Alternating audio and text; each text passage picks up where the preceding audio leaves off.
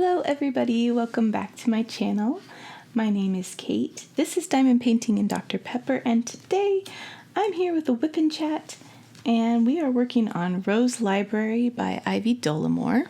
I am using a Muni-made tray as always, and the pen that I'm using is from C'est Plus Beau Autour, and it's gorgeous.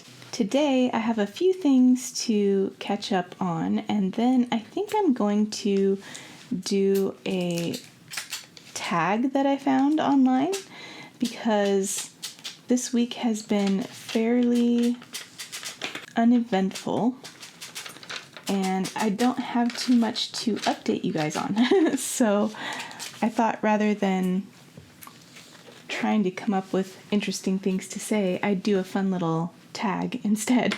So I am working on the bottom left hand corner of this kit. This going up this way is the top left side, and over here is the bottom left corner, and I am almost done with this first column, so that's exciting. I'm gonna get right into it here.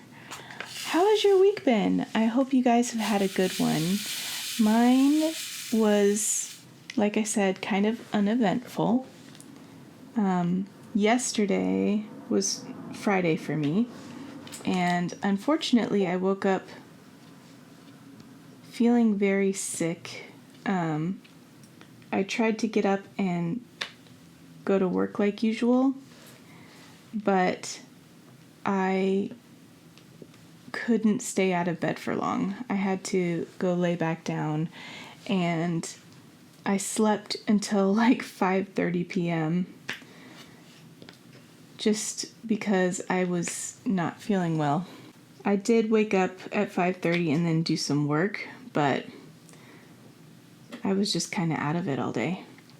So I'm glad I'm feeling better today. Today I had to take our big dog Max to the groomer because he was getting all kinds of raggedy. He's a Great Pyrenees, and they need to be groomed fairly regularly, and it was his time. He had little wisps of fur trailing off of him at every point. So now he smells nice and looks nice, and he's so pretty. But I was glad I was feeling good enough to do that because he really needed it. Casey had spent the night at my dad's house, so I didn't even get to see him yesterday because I woke up briefly and he wasn't downstairs, and then I went back to bed and he left to go to my dad's. So I felt bad that I didn't even get to see him, but he's back today, and it's almost no different because he's up in his room. Such a teenager. But lately he goes through phases kind of like I do, and lately his phase is he's wanting to watch anime, not anime itself, but anime like recaps. Whoa, I just sent those everywhere. Where people go in and talk about the anime and what it's about, but he's never actually watched the anime. So he's just spoiling them all for himself, I guess. He did at one point try to get on Crunchyroll to watch some anime, and unfortunately all the ones he wanted to watch were behind a paywall, and I don't really know how that works. So he went back to watching the recaps. He's never been interested in anime before, so this is a new special interest for him. So yeah, he's up doing that, and my husband is playing Fallout 4. We recently watched the Fallout Amazon show, and we did finish it this week. It took us a while because neither of us could handle more than about one episode per night because it is kind of gruesome, gory, and I can handle that in small bits, but like it gets too much if I watch it just one right after the other. And my husband isn't really a fan of the gore either. But the story itself was good, if you can get past the gore part. So we did finish it and liked it. And I'm glad that they are, or have already renewed it for the second season, because I want to find out, some more to the mysteries. The mystery parts were my favorite. I didn't really so much like the depiction of the way things are now in that world, but I liked going back in time to find out what happened and all that stuff. So that part was cool. As someone who hasn't really played the games, it was probably a different experience for me watching that show than it was for, say, my husband, who's a big fan of the games. But I still enjoyed it, so that's cool. We only very once in a while find a show that my husband and I both want to watch together. So it's nice when there is one like that we can sit down and watch at the same time. Although it does take away time that I could be doing other things I like to do, like diamond painting and my hobbies and stuff, I do consciously make an effort to make sure I'm still spending time with my husband, just him and me, because I feel like that's one of those things that's easy to forget to do when there's just so many fun things you want to do. And especially if, right now my husband and I have very different interests as far as hobbies go. He's, like I said, replaying Fallout, which has never been my type of game, and I'm really into my diamond painting and art and stuff like that. And so there isn't a whole lot of opportunity for us to do things together. So I was glad when a show came up that we could watch together. But yeah, speaking of my diamond painting, I finished Satura the other night. Yay! I was very excited to get done with her. She's hanging up on my wall now in the spot that I keep for whichever is my most recently finished diamond painting goes there. And so she has her place of honor on the wall right now until I finish something else, which will likely be I'm here for the food next, because just this one is so big, it's going to take me a lot of time to get through. So I only have 12 sections left on I'm here for the food. And I don't think it'll take me too long to finish if my spinny wheel app rolls it enough. And then I'll get to start another project. I really love starting new projects, guys. But yeah, so in the vlog I'm recording for this week, you guys will get to see me finish up Satura. I really enjoyed filming the vlog that I posted on Tuesday, and from the comments I received, it sounds like you guys enjoyed watching it. So I'm filming another one this week, and it's really fun. It's interesting sometimes, these WIP chats, I sit down and try to think back on what I did during the week, and I can hardly think of anything of interest to tell you in a WIP chat setting. But when I'm filming a vlog, I feel like it's more interesting because you can kind of see it moment to moment instead of in a recap, and for some reason that makes it more interesting. I don't know. Let me know what you think. But something else that happened this week was that my husband purchased a old-fashioned popcorn maker. It's something he's been eyeing for a while. He really loves to watch movies and eat popcorn, and thought this would be something fun to have. And so he and Casey put that together, and we popped our very first batch of movie theater popcorn, and it was really good. It made a bunch of popcorn. Too much for 3 people. It made 3 humongous mixing bowls full of popcorn. which is definitely too much for just the 3 of us. But we're hoping we can find online like some smaller packs for next time. Although we did buy a lot, like the ones that we currently have came in a big like batch. So we'll be going through those for a while. So our lucky dogs got to help us eat some. Just a little bit. I am using Creations Morin putty, and it's a little bit softer than I'm used to, and I can't use it with ABs, I've discovered, because it's just too soft. It won't let the ABs stick down. So I'm not sure how I feel about it. I think I prefer, so far, my favorites have been Butterfly Effect wares. I've tried some Randa's Crafty Corner, and I like those. And then also Enabler's Outpost Chit is really good. And I am also liking the new Sparkle Putty from Diamond Art Club. Although it's a little bit softer than I typically prefer, it doesn't seem to have as much problems as this Creations Morin putty has for me. And I'm sure part of that is just my climate.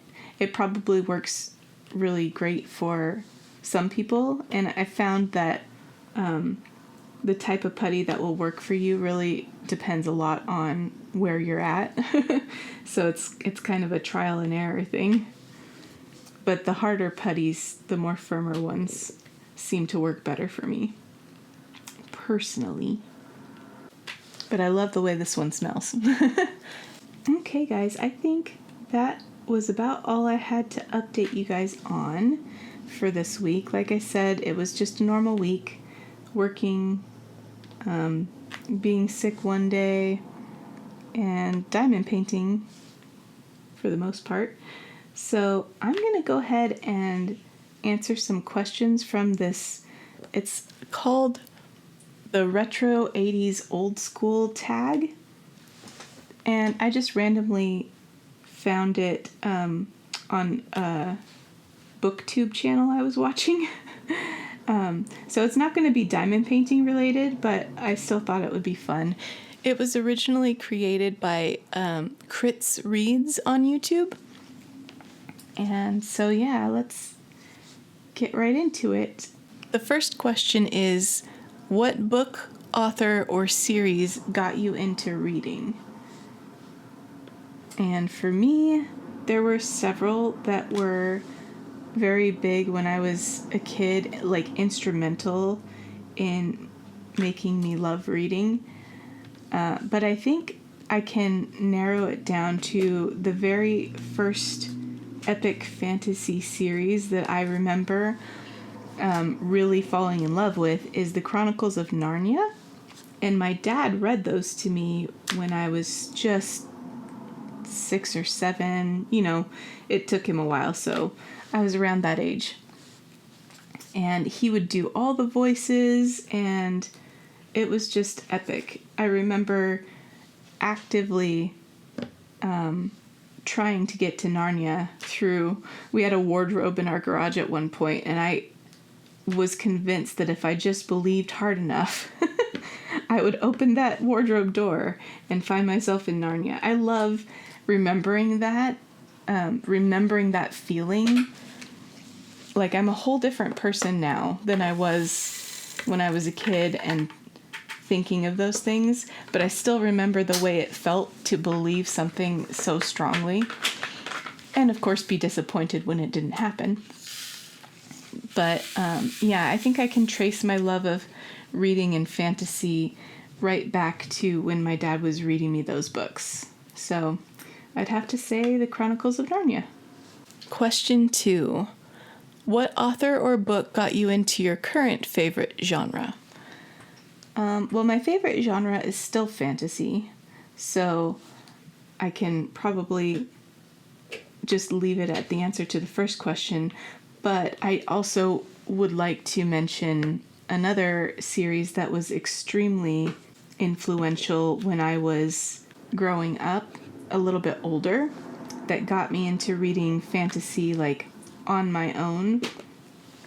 And that is the Chronicles of Narnia by Lloyd Alexander. And those books are kind of loosely based on Welsh mythology. And they're young adult books, but they definitely deal with some very adult themes. Just in, like, the first few books are kind of more childlike and simple. But even in the second one, you start getting into some really hard decisions that the characters have to make. And I kind of just think they're really deep books for being young adult books.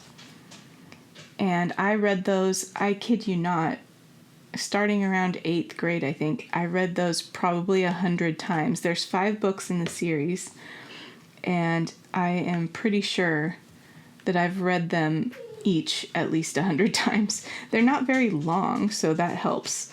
And I had more time as a kid to read. But yeah, I read them a lot. And I even wrote to the author when I was a kid, and he wrote me back. It was really cool. He sent me a little booklet on how to pronounce all the names in his series because, and boy, did I discover that I was pronouncing those wrong when I got that. But yeah, really, really fun, those books, and just really good. So I highly recommend them, even if you're an adult. You know, I still think they're enjoyable. I think it's time for me to do a reread of them. I recently found on YouTube that someone had done a video essay about them, and I was just gleeful because I don't hear that many people talk about those books, and so that was really fun. There was a Disney movie made loosely based on the first 2 books called The Black Cauldron. You might have seen that. It's similar. It has the same characters and some of the same things happen, but the way they kind of put it together isn't really true to the original format. It's still a good movie. I like it a lot. It's Disney. I'm a Disney fan. But the books are better. Just, you know, that's how it goes.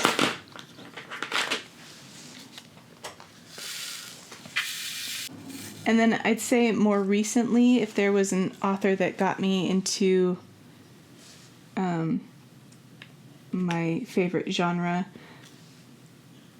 I'd have to credit it to both Robert Jordan and Brandon Sanderson, because I've read fantasy my whole life, but I remember picking up The Eye of the World, which is the first book in the Wheel of Time series, when I was 17. I was at an airport in Denver, actually, on a layover. My dad and I were headed to Disney World for the very first time, and I think I had just finished the book I brought, so I grabbed this one, The Eye of the World, in a bookstore at the Denver airport, and I read it, you know, throughout the time we were at Disney, and then the rest of that summer when I was 17, and just fell in love with that world. And I was amazed at how expansive and detailed and real the world felt. And then when Robert Jordan passed away before he could finish the Wheel of Time series, I naturally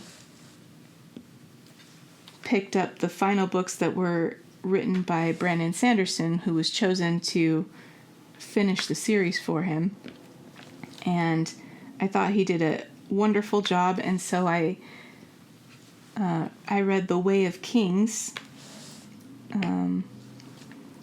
pretty much right after that, and never looked back. Brandon Sanderson is my favorite author, and I just really enjoy his writing style and the things that he focuses on in his books. So, yeah. Okay, question 3. What was the first concert you ever went to? The first one I can remember going to, and I think it might have been my actual first one. I say might have been because my dad was an avid concert goer, and he might have taken me to a few before I can remember them. But the first one I remember going to was actually, we used to live in California, and so it was at Big Bear Lake in California. It was an outdoor concert, and it was John Denver, who still remains one of my favorite artists to this day. I think I was about 6, and I just remember loving that performance, and he chatted with the audience, and it was really fun. I saw him, I think, one more time in concert before he passed away. But his music was a big part of my life, and still is, but growing up, I was obsessed with his music. So it's fitting that he was the first concert I can remember. Number 4, what band or artist do you love but never got to see live? Ooh. There are many I really wish I could have seen. Probably top of the list for me personally, since I have gotten to see many of my favorites. Gosh, I don't know if I can narrow it down to one, so I'll pick 3. Simon and Garfunkel together would have been absolutely incredible. I did get to see Paul Simon solo. He was touring one year with Bob Dylan, and so I got to see Bob Dylan and Paul Simon, and they sang The Sound of Silence together. That was amazing, you guys. That was so cool. Simon and Garfunkel would have been awesome. Elton John is another one. I never have gotten to see him, but I think it would have been amazing to see him in concert. And last but not least, I'll go with Billy Joel, because I never got to see him, and he is one of my favorite songwriters. So, would have loved to see him in concert. I've been lucky enough to see my favorite band, Styx, in concert. I think I'm up to 14 times. I lost count. My dad actually keeps like a document of all the concerts he's been to and with whom, and I kind of wish I had done that so that I could remember better, because my memory is awful. But I do think I'm up to something like 14 for Styx. And because I've seen Styx so often, and they often tour with like Journey and REO Speedwagon, I've gotten to see Journey and REO Speedwagon quite a bit, which are also some of my favorites. And then I've also seen the Eagles in concert, I think 3 times. And they're high up on my list of favorites too. So I feel very lucky to have been able to see some of my favorite bands, because I have kind of an older taste in music. I love classic rock, and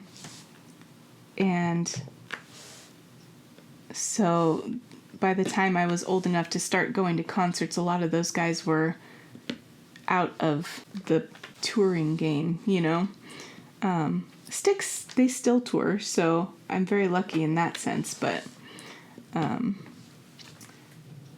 Simon and Garfunkel were done touring by the time I was old enough to really go to concerts.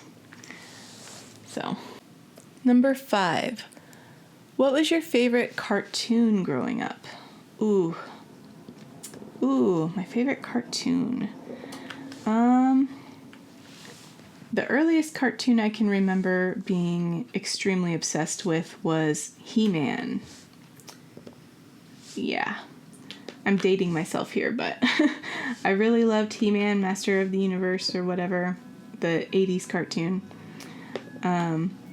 But that was the earliest one, and then as I got a bit older, I was very, very, very into My Little Pony.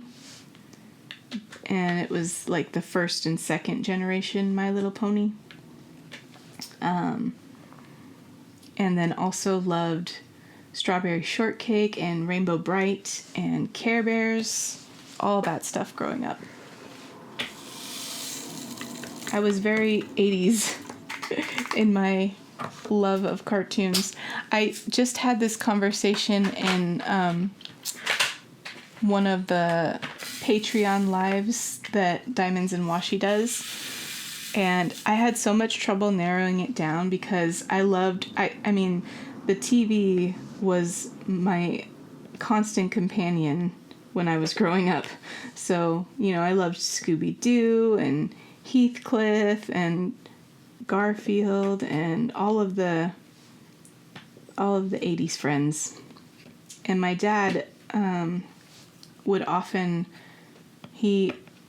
record cartoon movies and stuff like that for me that would air on TV. He'd record them on VHS, and I would just rewatch them over and over and over. So yeah, I watched a lot of cartoons and movies.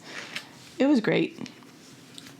I think it's how I learned to function socially, is by watching all of those movies and TV and stuff like that. Because I wasn't a very social kid. So, all right, number 6. Name a TV show or movie that is tied to a good memory. Ooh.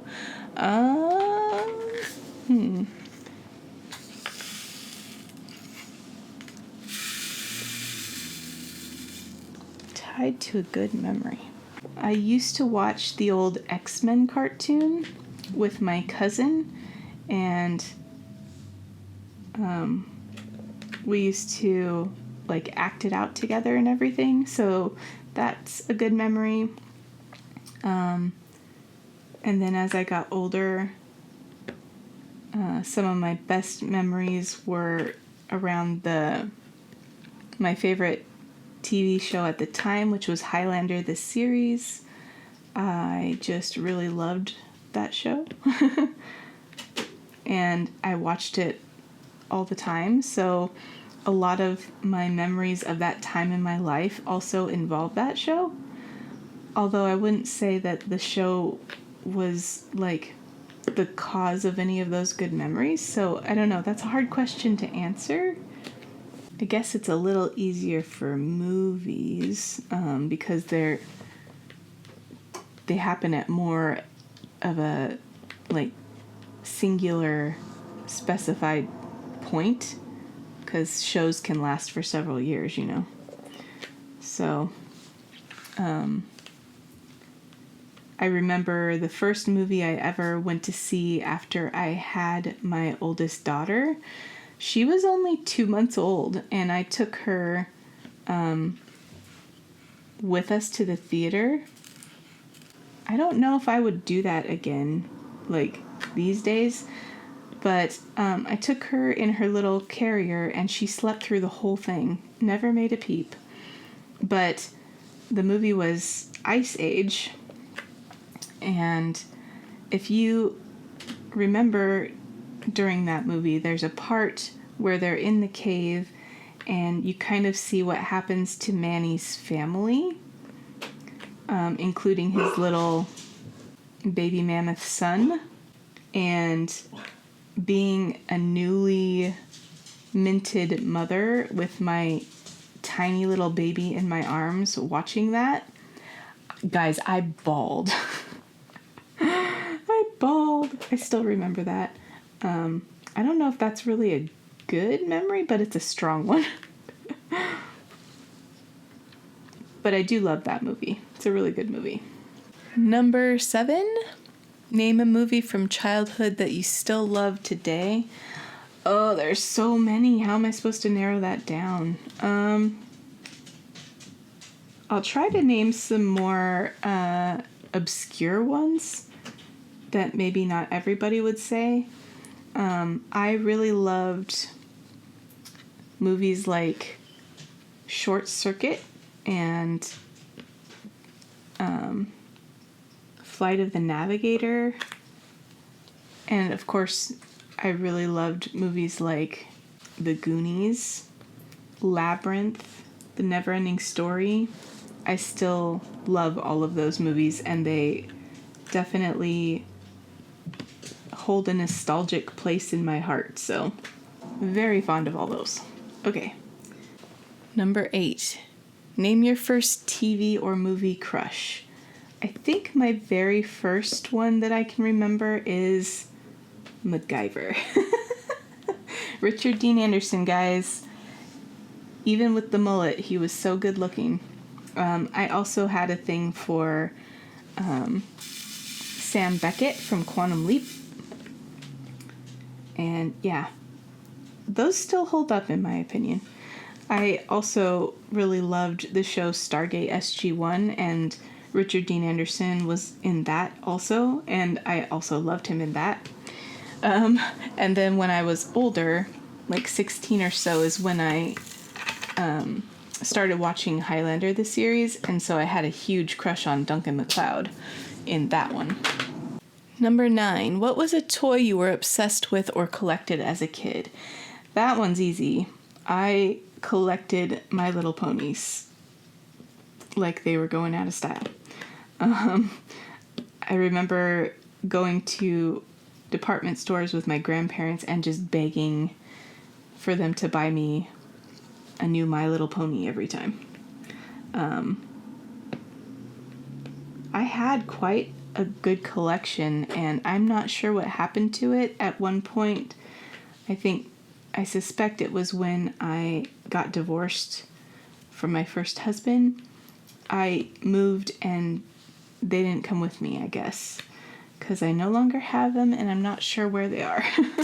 But it's really sad because I had some great ones.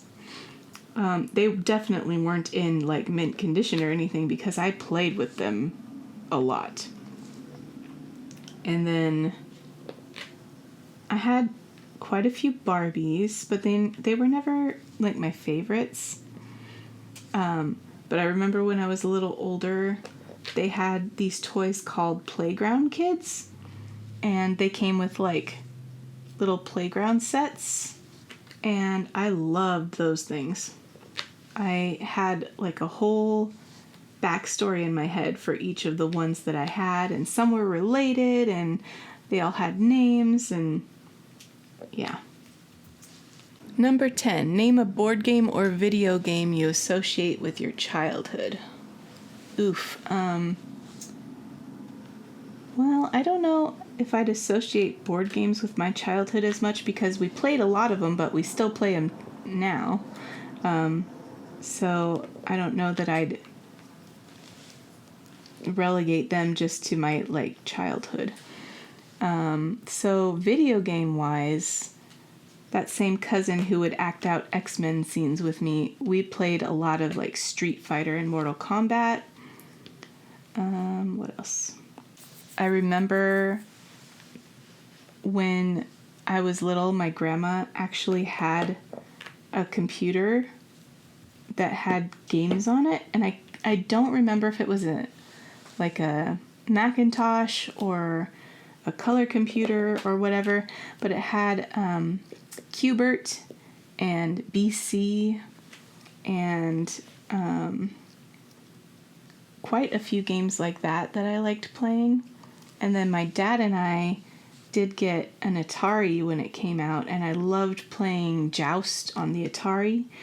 And then we eventually got the Nintendo when it came out, and I loved Super Mario Brothers. And at one point we had a game called Choplifter. I can't remember if that was on the Atari or my grandma's computer, but Choplifter was really fun.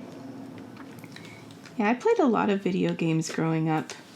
It was kind of when video games kind of boomed and became really popular. I loved Tetris. I loved Dr. Mario. I was born in the 80s and I just grew up with that stuff. And I still love all those things to this day.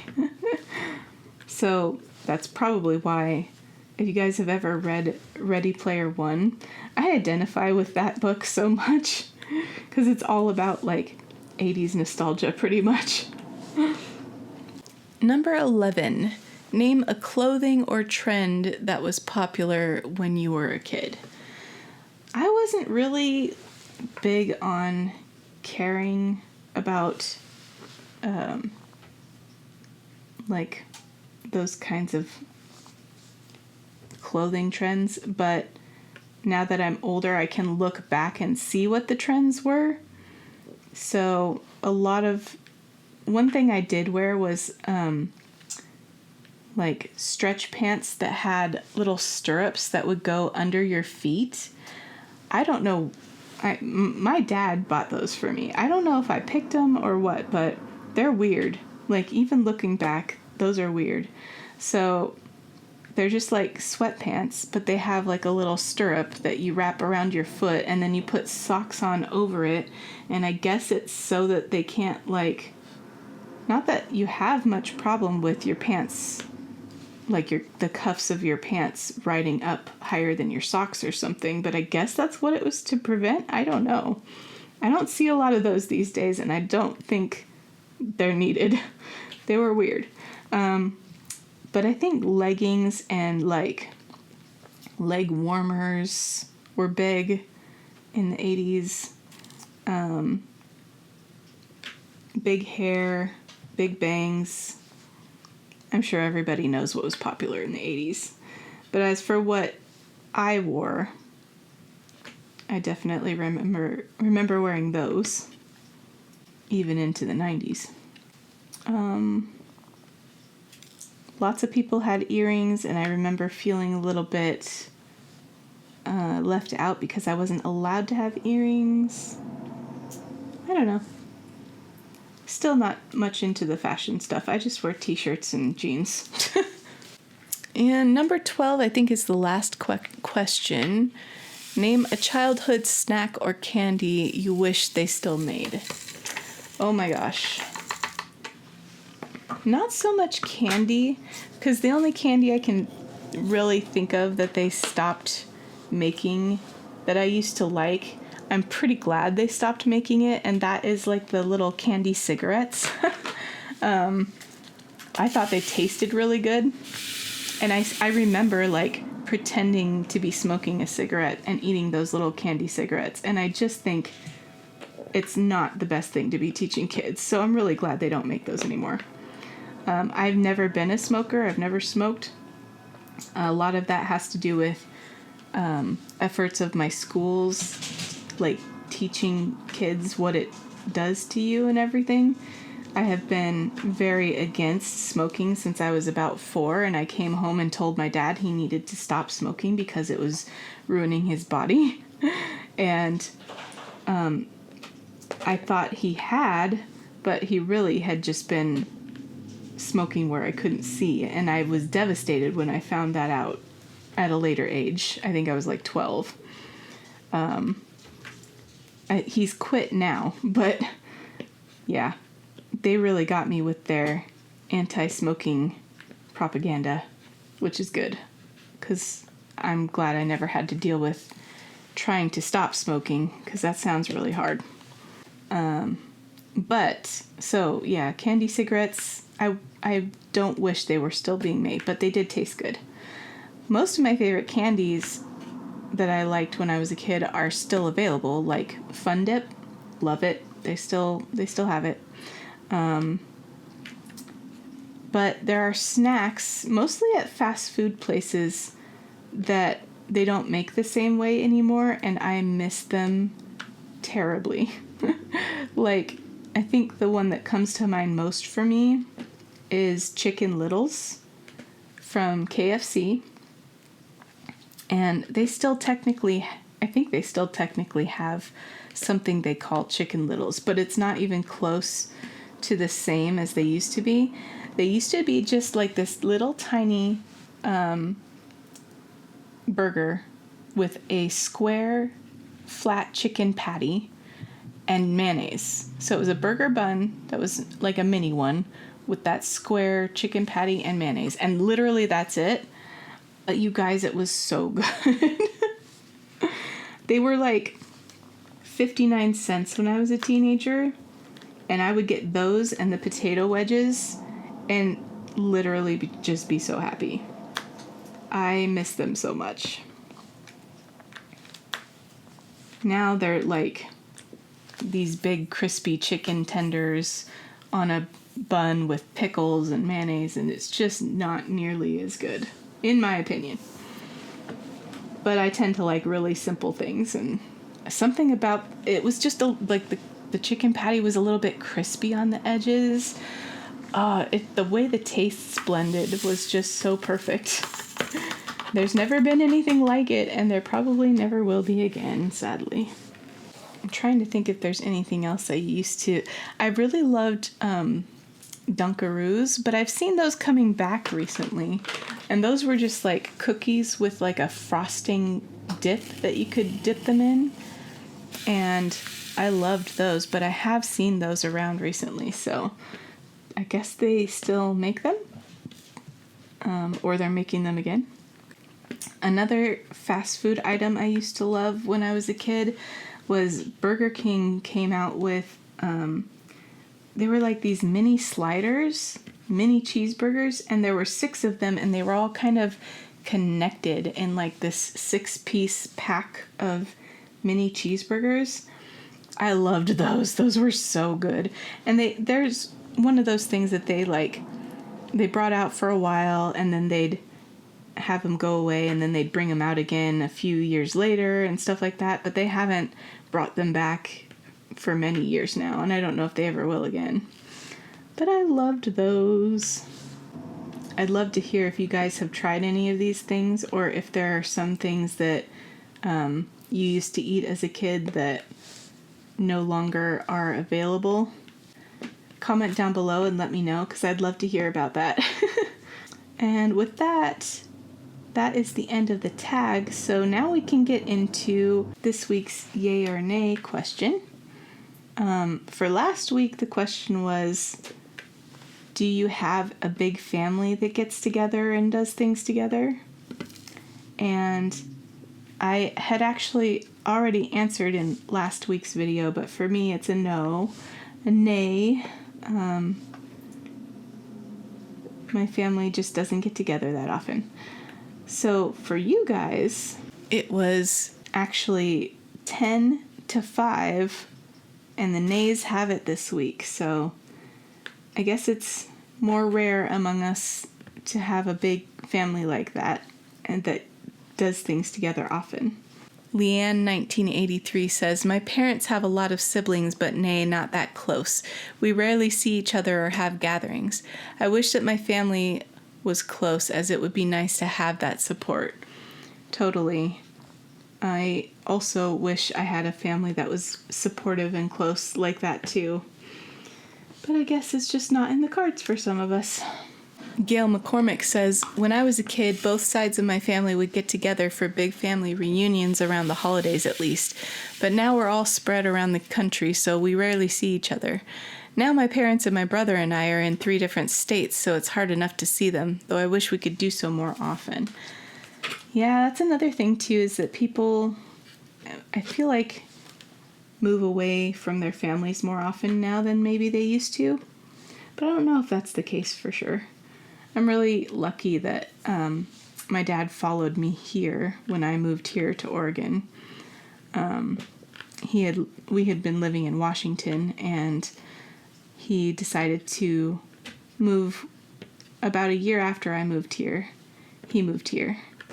And I was really glad, because he's been able to have a relationship with my kids, and I've been able to see him more, and he's a big support to our family, and I am also able to help him when he needs it. So I'm really glad he's close. I just wish I could see more of my family more of the time.